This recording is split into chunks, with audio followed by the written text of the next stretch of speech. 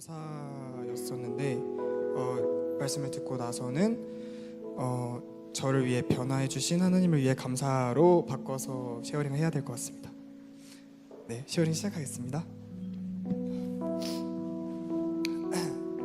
네, 저는 모태신앙입니다. 흔히들 오해하시는 것이 있는데 모태신앙이라고 해서 모두가 좋은 믿음 그리고 훌륭한 신앙을 갖는 게 아닙니다. 저 또한 그랬었습니다. 어릴 때는 정말 기도도 열심히 하고 의심도 없었는데 커가면서 의심이 많아지고 세상의 것들에 빠져서 하나님께 마음의 문을 닫고 살아왔습니다. 그리고 저는 하나님을 제 삶의 주인으로 인정하고 받아들인 지 그리 오래된 사람이 아닙니다. 또한 제가 하나님께 등 돌리고 살면서 필요할 때만 찾고 기도하는 제 모습에서 죄책감 하나 없이 살아왔습니다.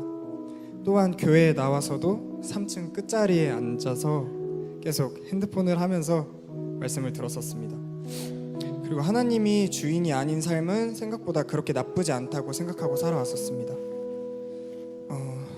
어차피 나는 모태신앙이고 어렸을 때부터 믿었고 구원받았으니까 라는 생각을 가지고 세상의 것에 빠져서 세상이 주는 기쁨을 누리며 살아오고 있었는데, 제가 그 바쁜 와중에도 교회에 나올 수 있는 시간들이 있을 때마다 마음으로는 나가고 싶지만 그저 휴일이다 하면서 노는 거에 집중을 더했고, 그리고 정말 세상의 것을 즐기며 세상의 기쁨에 취한 삶을 살았습니다.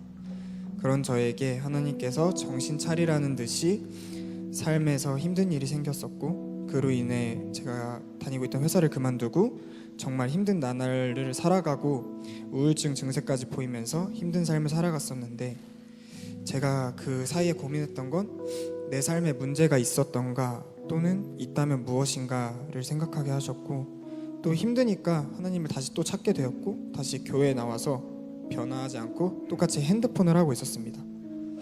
근데 핸드폰만 하고 있는데 가끔 목사님 설교 말씀 중에 한마디씩 제 귀에 들리기 시작했습니다. 그 말씀들이 제 삶의 위로와 팩트 폭력이 되었고, 그 말씀을 가끔씩 들으려고 교회에 자주 나오기 시작했고, 이제는 정말 교회에 안 나갈 핑계도, 목장 모임을 안 나갈 핑계도 없어져서, 그래 이왕 이렇게 시간도 많이 비었는데 교회 다닐 거면 제대로 다녀보자 라는 생각이 들었고, 그때부터 잘 나오기 시작했었습니다. 그러던 어느 날 한 지체분의 쉐어링 중에 마음의 문은 하나님께서 절대 먼저 여시지 않는다, 두드리시면 여는 것은 우리 몫이다 라는 말과 함께 자신이 닫은 문을 하나님께서 두드리시다가 열지 않고 아예 부셔버리신 것 같다 라는 말을 쉐어링 하셨는데, 그 말이 제 가슴을 찔렀습니다.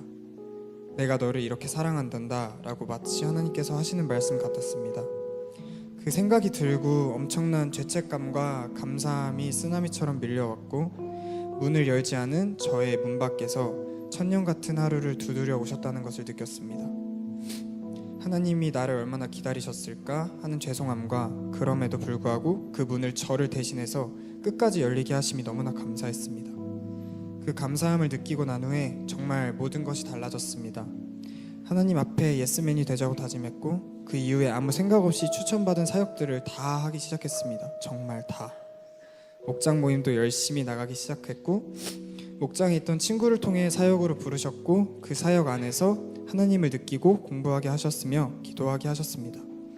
책 한 글자를 읽는 것도 싫어하는 저에게 하나님을 알기 위해선 성경을 봐야 된다는 말에 성경을 보고, 매번 편한 대로 기도를 했던 저에게 몸의 기도의 중요성을 알게 해주셔서 몸의 기도를 하게 하셨습니다.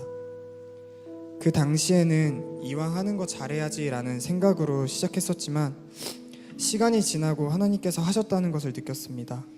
나를 이끌어주는 정말 소중한 동역자들을 선물해 주셨구나. 그리고 하나님께서 하시는 일은 이렇게 거침이 없으시다 라고 생각하게 하셨습니다. 그렇게 하나님을 따라 살다 보니 생각지도 못한 일들이 생겨 하는 일이 잘 되기도 하면서 제 눈에 하나님이 일하심을 고스란히 보여주셨습니다. 제가 원하면서 궁금한 것이 있거나 기도하면, 그렇게 기도하면서 구할 땐 항상 설교와 말씀으로 저에게 응답하셨고, 정말 때에 따라서 필요에 따라서 한 채의 오차도 없이 필요한 것을 공급해 주셨습니다. 그리고 저는 현재 너무나 기쁘고 행복합니다.